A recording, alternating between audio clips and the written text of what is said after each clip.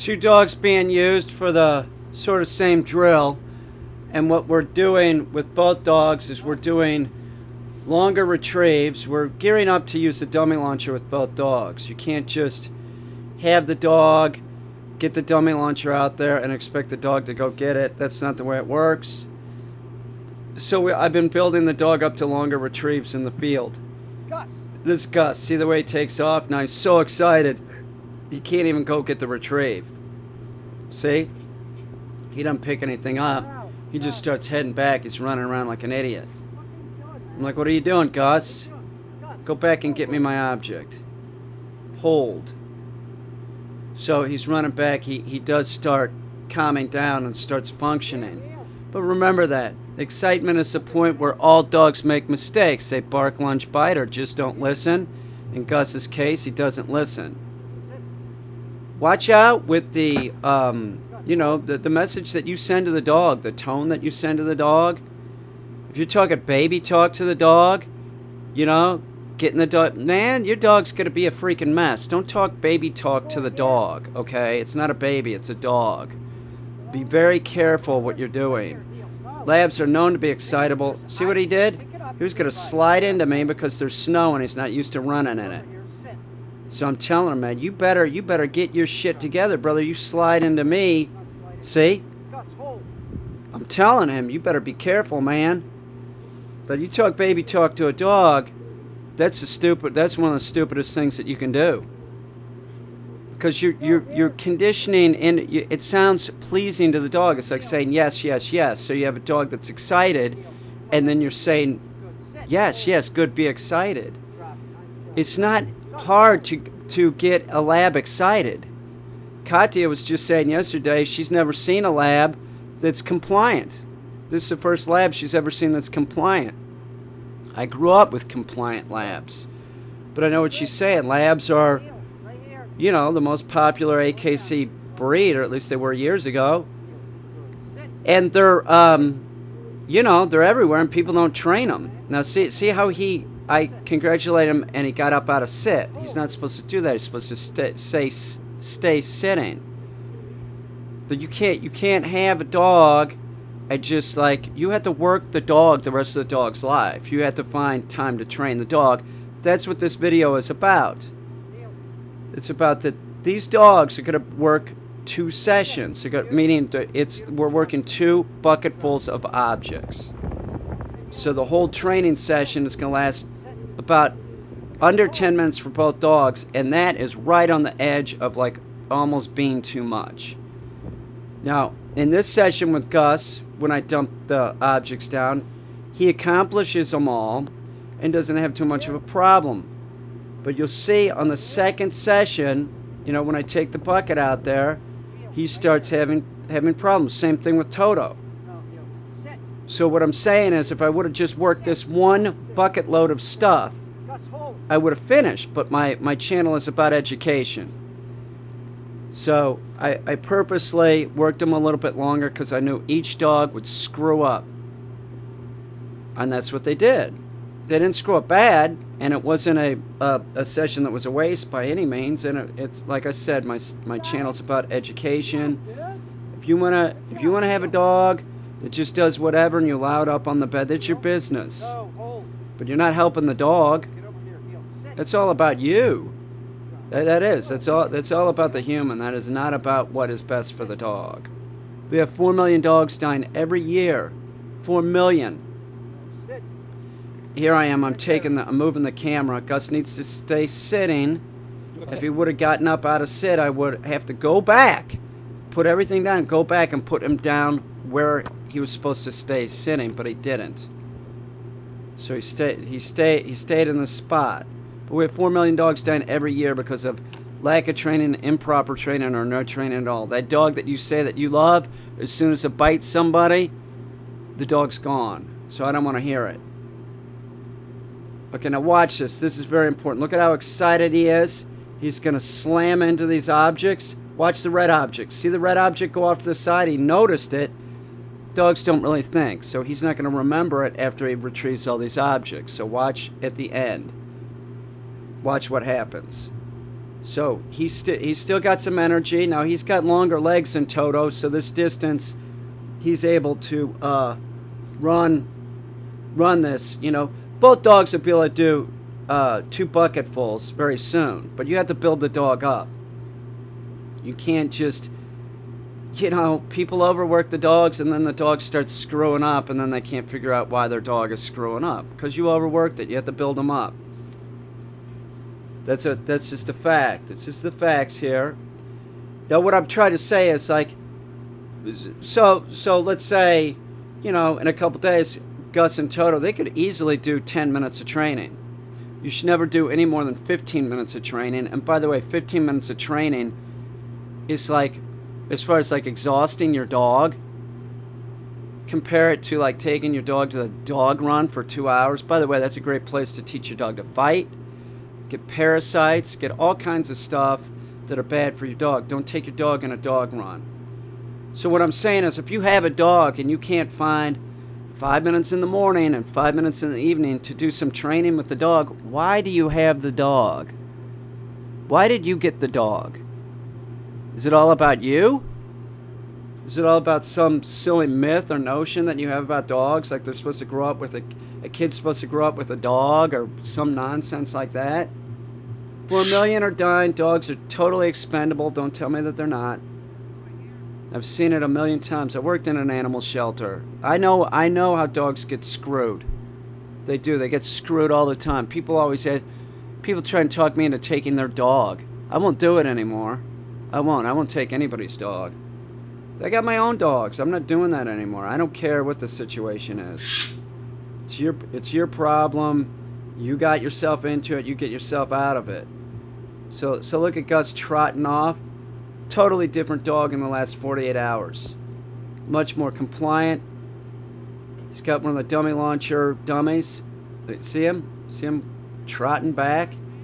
He's got this. I'm saying stuff like, good boy, you're all right, Gus, you got it. He dropped it. Made him pick it up. Don't ever pick up a retrieving object. It's the dog's job to always pick it up. You start picking it up for the retrieving dog, they're going to keep dropping it, and you're their slave. Now, we're getting to the end here. Now, see, he's having a little difficulty because this is a super long session. This probably took about 8 minutes, man. It's too long for the young dog that hasn't had enough training. He's got that, right? So he's got that. He's proud of himself. He thinks he's done, right? He thinks he's done. Watch this. Watch what he does. This is typical dog behavior. So I'm telling him he's a good boy, but you got another thing out there. But he's like, he doesn't think he does. That red thing that went off to the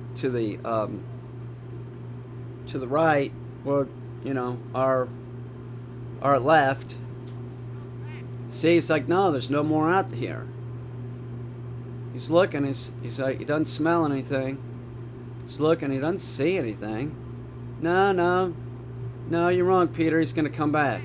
I'm like, no, I'm right. I'm always right, dog. See, he's running back. He's like, no, what do you want me to do? I'm going to help him. That's what I'm going to do.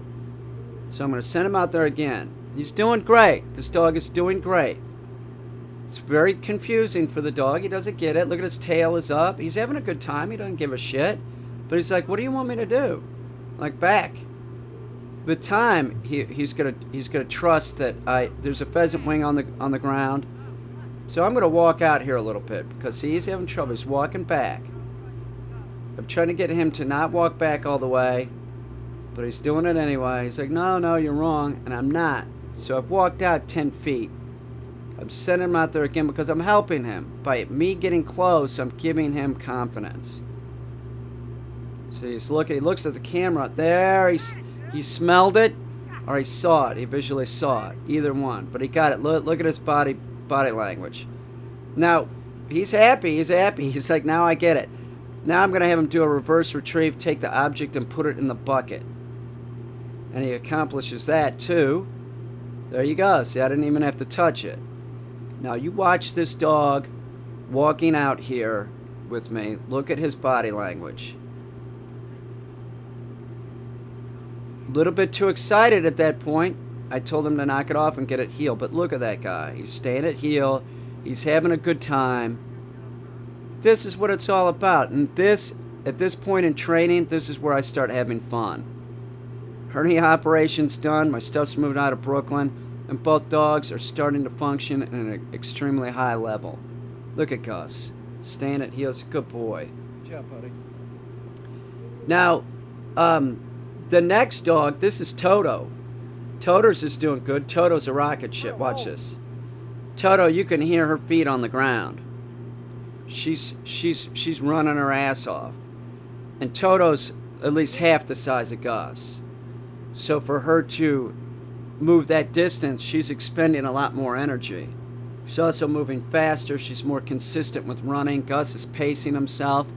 I don't care if Gus walks out there at this point. He can walk the whole way. That's not what it's about. It's about him completing the task.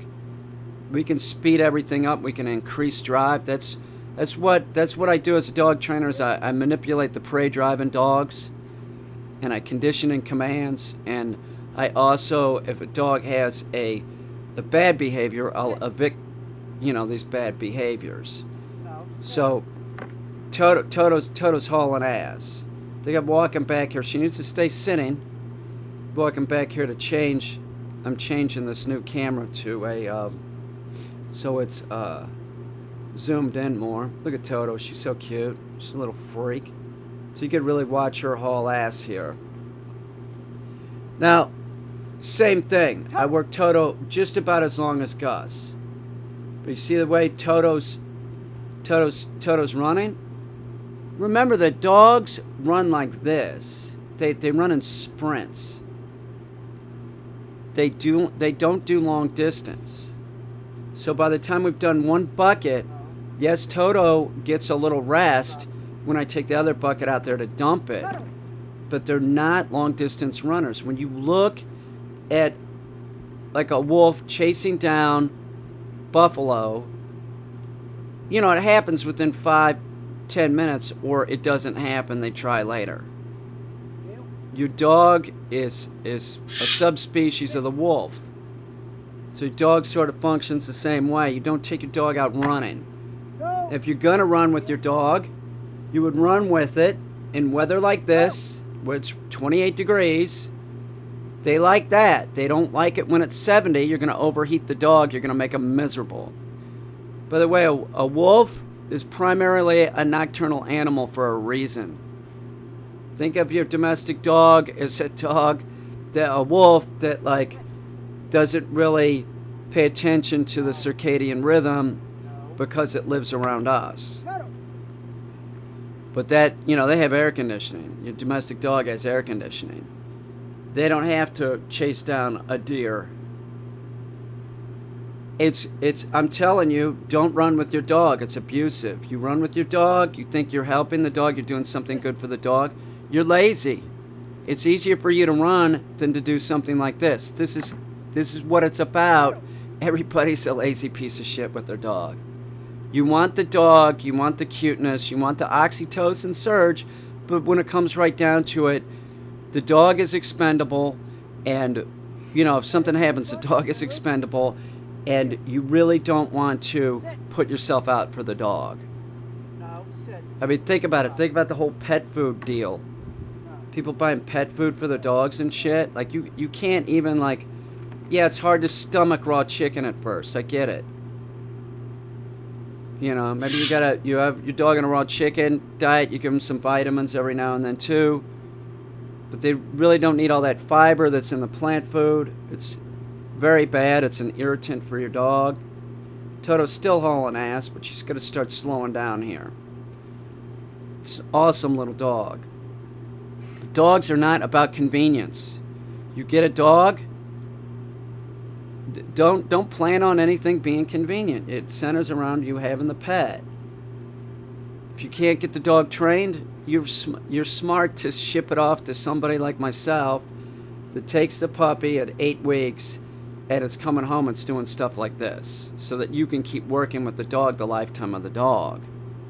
This notion, a good friend of mine got a puppy. He was convinced that because he's seen my videos, he's going to be able to do it. No. No. It's not the way it works. Everybody sees my videos and they go, oh, look, he can do it. I'm a 58-year-old dog trainer. I've been around dogs my whole life. Like I said, somebody said the other day, I can't even believe that you can actually train a dog. Really? I can't even believe that you're actually not in your mother's basement. That's what I think about you, kid. Why can't you believe that I can't train? I can do a lot of things. I don't need to hear that crap. And one thing that I'm good at, I could do with my eyes closed, is train a dog. It doesn't matter what breed it is. It doesn't matter what size it is. It doesn't matter what issue the dog has. I can train the dog to do it.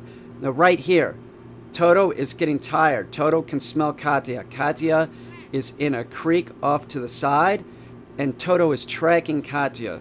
Toto is using avoidance to, like, sort of take a break. Toto's sort of bored with it. There's not been enough conditioning. But she has 4 objects on the ground out there. We're not gonna quit. I'm sending her back. I gave her the back command. She's still sort of tracking. There's this confusion. You know, there's excitement because she smells Katya, and there's a couple things at play here. But I'm going to stay on target with this, and I'm not going to start flipping out or anything. I'm just going to, be consistent and more persistent than her. I'm going to get her back there getting the objects again. There you go. She's back on track. She stopped tracking. Don't let your dog sniff. When your dog's sniffing, it's tracking. That's not helpful. If your dog wants to sniff, then you give it the hurry, hurry command, and then it can sniff around. She's coming into heel. Sits at a nice heel. She's got a few more objects. I'm going to send her on her way. Look at this dog. She's awesome to work with. I love this dog. This is Katya's dog, in case anybody was wondering. She grabbed the hand. It doesn't matter if Katya was working with Toto. It would be the same thing. If Toto became non-compliant, Katya would be doing the same thing, staying on target until the dog became compliant. She's got 2 more. She's tired. Do you understand what I'm saying? The first bucket load was no problem. I would have quit at the first. Now I'm walking out to help her. Do you see what I'm doing? I'm walking out here to help her. I'm helping her confidence level because I'm out here with her. Okay, so she's going to grab one, and then she's going to grab the other one. But you just, you have to remember that it's a dog, it's not a human. Whatever you think about the dog is probably wrong. It is. It's probably wrong. If you're having trouble with your dog, the best thing that you could do is find somebody to help you that's competent. If you're going to get a puppy, find somebody like me that'll start training your puppy at 8-9 weeks. That way, you still have a puppy coming back, but you have a puppy that's trained. That's using your head. That's being logical. And people are not logical with dogs.